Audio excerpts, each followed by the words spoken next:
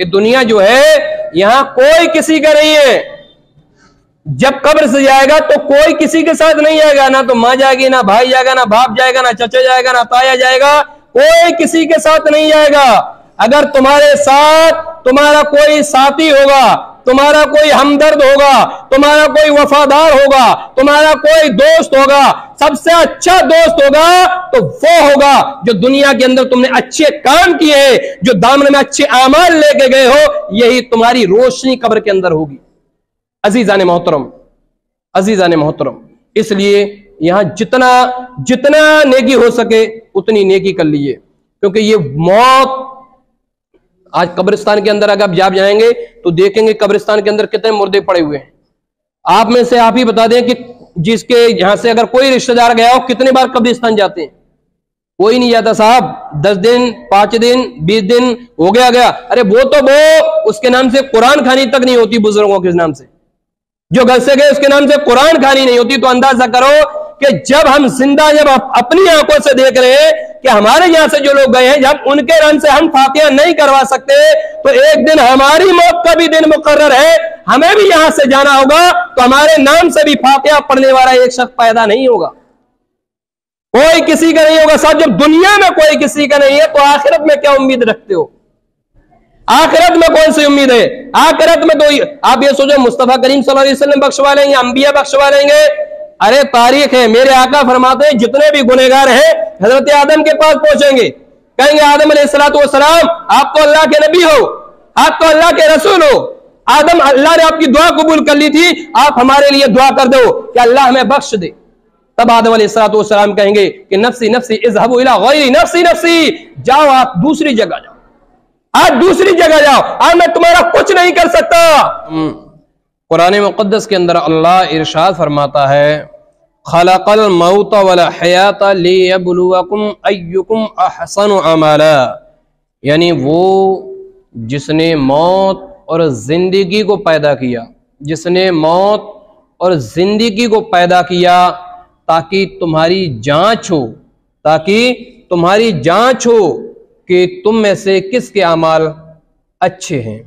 अजीज़ान मोहतरम, वो जिसने मौत और जिंदगी पैदा की कि तुम्हारी जांच हो तुम में किसका काम ज्यादा अच्छा है। शायर कहता है आगाह अपनी मौत से कोई बशर नहीं, आगाह अपनी मौत से कोई बशर नहीं, सामान 100 बरस का है लेकिन पल की खबर नहीं। बिरादरान इस्लाम, कुरान मुक़द्दस के अंदर अल्लाह इरशाद फरमाता है कुल्लु नफ्सिन ज़ाइक़तुल मौत, यानी हर जानदार को मौत का मजा चखना है। जिसके अंदर भी जान है उसे एक न एक दिन यकीनन मरना है। और ये मौत एक ऐसी चीज है, एक ऐसी चीज है कि इसमें किसी को इख्तलाफ भी नहीं है। हो सकता है हमारे मसलक में इख्तलाफ हो सकता है हमारे धर्म में इख्तलाफ हो, क्योंकि अलग अलग धर्म के लोग अलग अलग तरीके से इबादत व पूजा करते हैं, अलग तरीके से काम करते हैं, हर एक के अपने अपने अलग नजरियात हैं।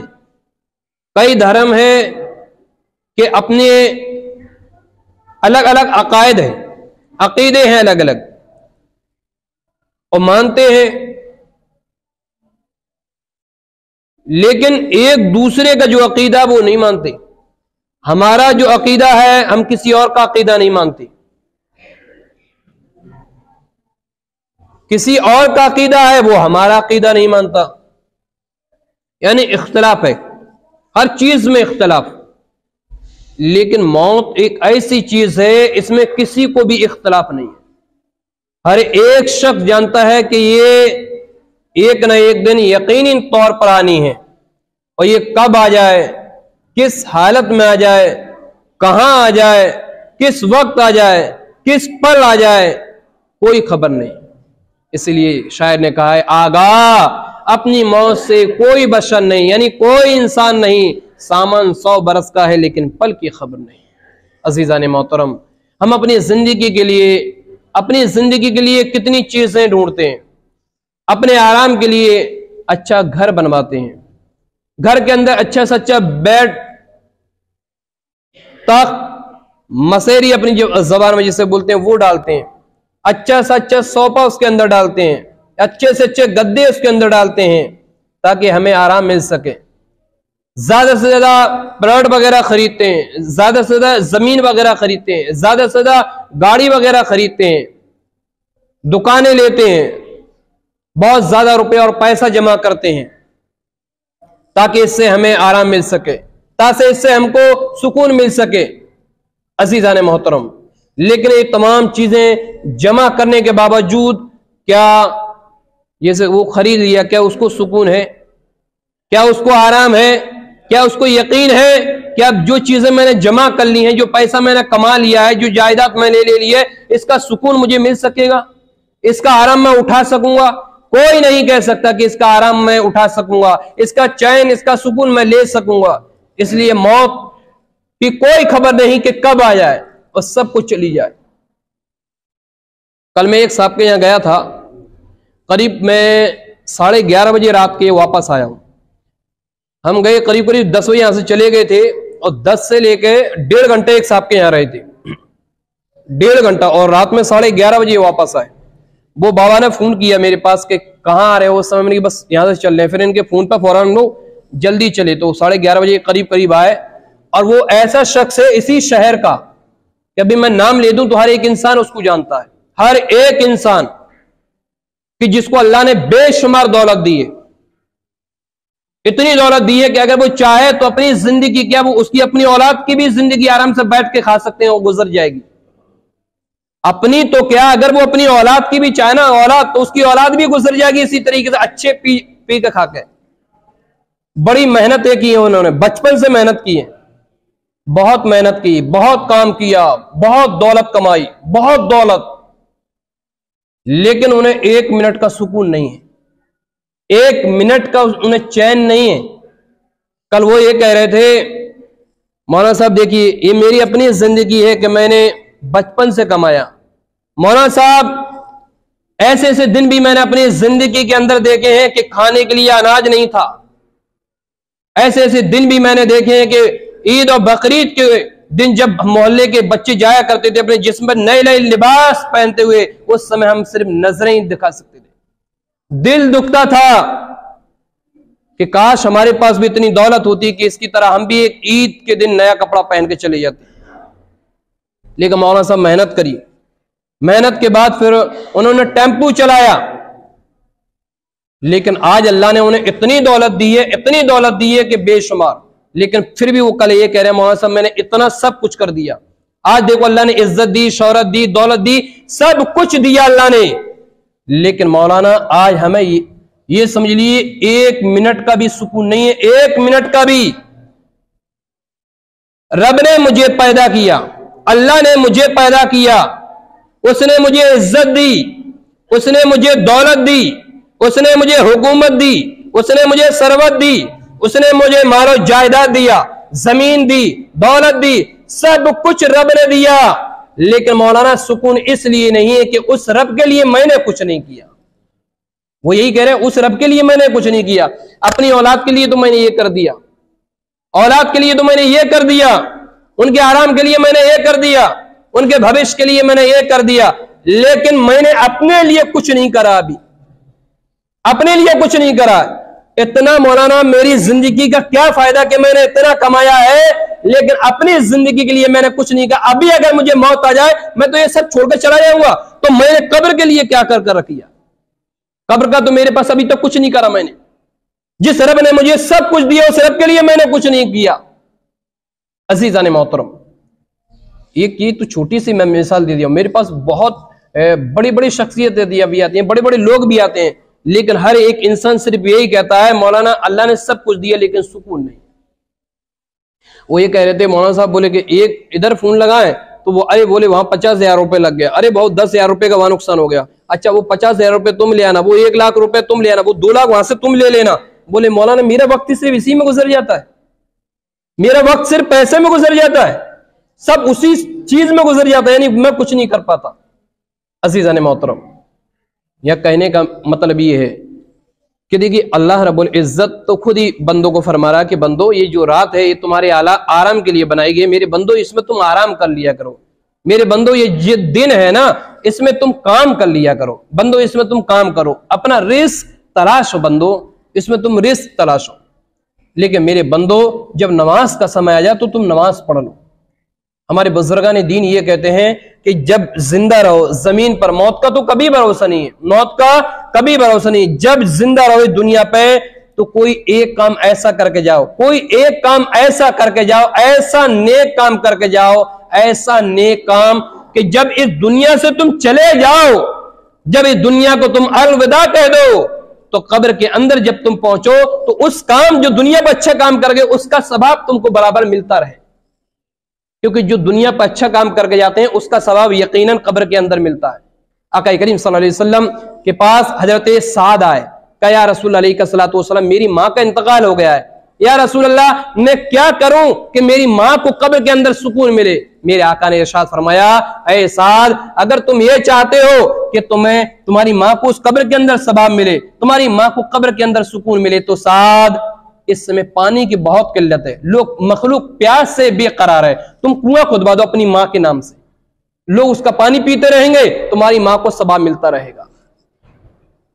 अज़ीज़ान मोहतरम, एक साहबी और आया रसूलुल्लाह अलैहिस्सलातु वस्सलाम, क्या मेरे वालिद का इंतकाल हो गया है, या रसूलुल्लाह क्या मैं अपने पापा के नाम से अगर कुछ सदका करूं, या रसूलुल्लाह मेरे पापा को उसके अंदर सवाब मिलेगा। मेरे आका ने इरशाद फरमाया, हाँ साहबी तुम अपने बाप के नाम से सदका कर दो, तुम यहां सदका करोगे अल्लाह इसका सवाब उठाकर तुम्हारे कब्र में तुम्हारे बाप को राहत पहुंचा देगा, आराम पहुंचा देगा। अज़ीज़ान मोहतरम, इसलिए हमारे बुजुर्गों ने कहा जब दुनिया पर हो तो ऐसा काम करो, ऐसा काम करो कम से कम कि इस काम की वजह से बराबर सवाब मिलता रहे।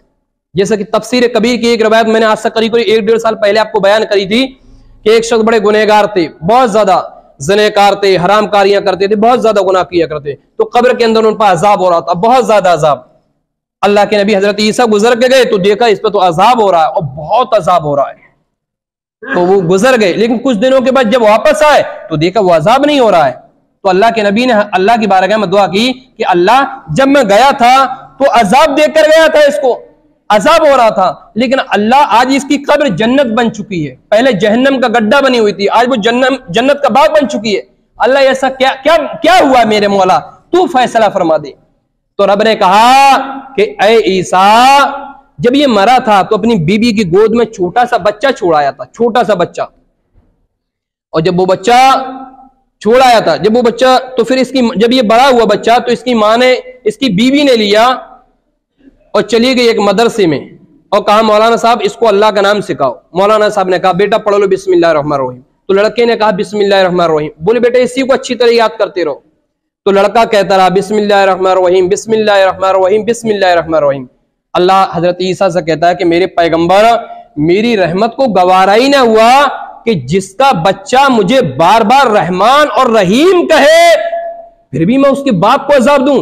ऐ ईसा मैंने उसके बाप को इसी वजह से बख्श दिया है। अजीजान मोहतरम, अब ये बताइए उसके बाप ने कौन सी नेकी करी थी, उसके बाप के क्या अमाल थे अच्छे अमल, उसके बाप ने तो कोई नेकियां नहीं करी, उसने गुनाह की, उसको उसकी सजा मिल रही थी, लेकिन एक अच्छी औलाद छोड़ गया, एक अच्छी औलाद छोड़ गया, उसने अल्लाह का नाम लिया, उसके बाप को उसके अंदर सवाब मिला और बताओ बख्श दिया गया। अजीजान मोहतरम, इसीलिए आका करीम सल्लल्लाहु अलैहि वसल्लम ने फरमाया जब इंतकाल हो आदमी का, इंतकाल करने जाए ना आदमी, आपको ऐसा लगे कि वाकई ये इंतकाल करने जा रहा है, तो उसके सामने सूरह यासीन पढ़ो, उसके अंदर उसके पास सूरह यासीन पढ़ना शुरू करो, ताकि उसकी रूह जो है बड़ी आसानी से निकल जाए, क्योंकि कुरान मुकद्दस आका करीम सल्लल्लाहु अलैहि वसल्लम फरमाते हैं कुरान का जो दिल है वो सूरह यासीन है। अब एक मसला यहां मैं आपको बता दूं, और वो मसला ये है कि जिस समय इंतकाल करने जाए, जिस समय इंतकाल करने कोई बंदा जाता तभी ज्यादा अली रोती लग रहा है कि हाँ भी ये चला जाएगा, उस समय उसके पास नापाक लोग हाजिर ना हो, जो लोग नापाक है वो लोग हाजिर ना हो।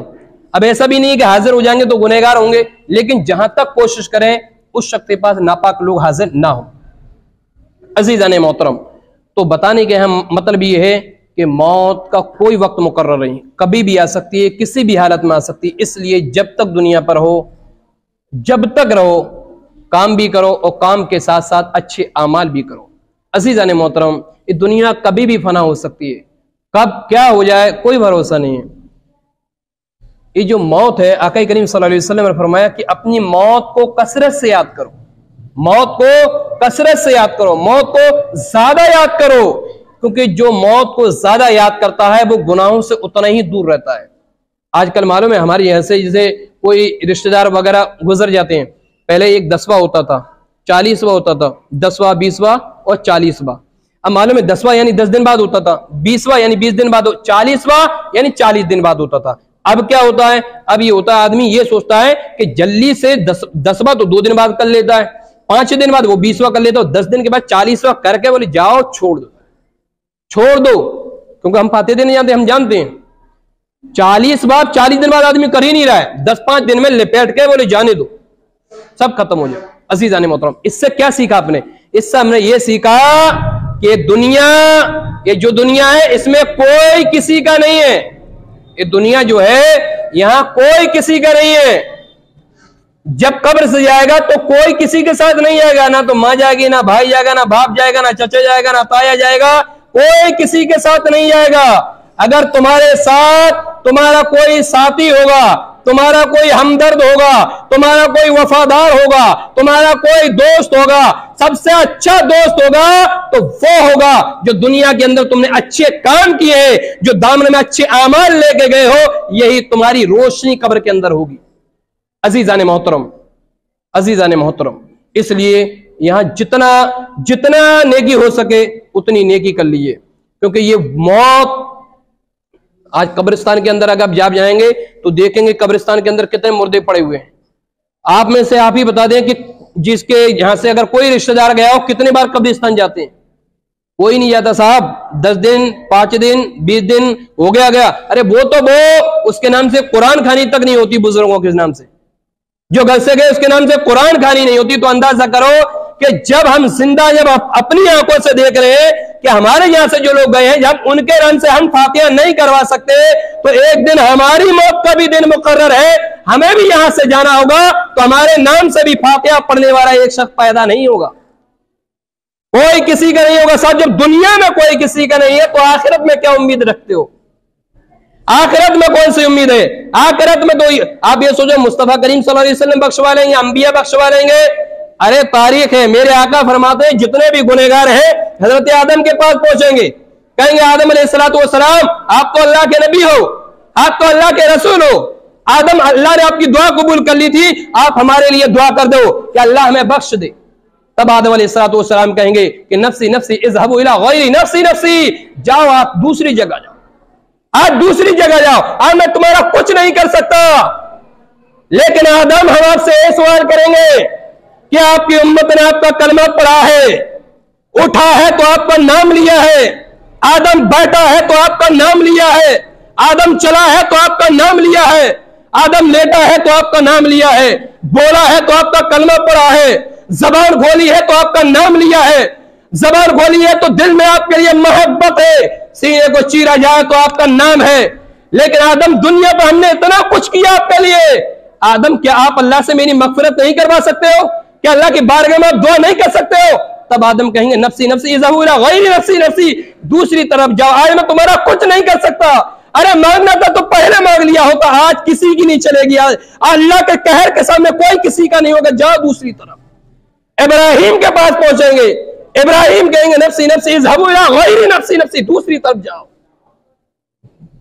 ईसा के पास पहुंचेंगे, यूनुस के पास पहुंचेंगे, इलियास के पास पहुंचेंगे, सुलेमान के पास पहुंचेंगे, अंबिया कहेंगे अंबिया नफ्सी नफ्सी इज़हबू इला गैरी, दूसरी तरफ जाओ।